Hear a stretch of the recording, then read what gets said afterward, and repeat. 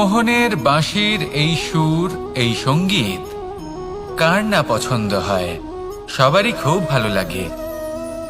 এবার এই সুর আসে কোথা থেকে? কেউ বলবেন কৃষ্ণের হৃদয় থেকে।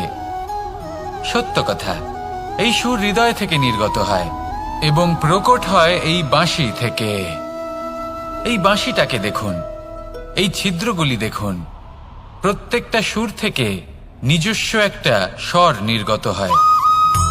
এবার যে ব্যক্তি এই সমস্ত সুর এবং স্বর বুঝতে পারেন, এতে নিপুণ, তিনি এই বাঁশির দ্বারা যে সুর নির্গত করবেন তা তো মধুর অবশ্যই হবে।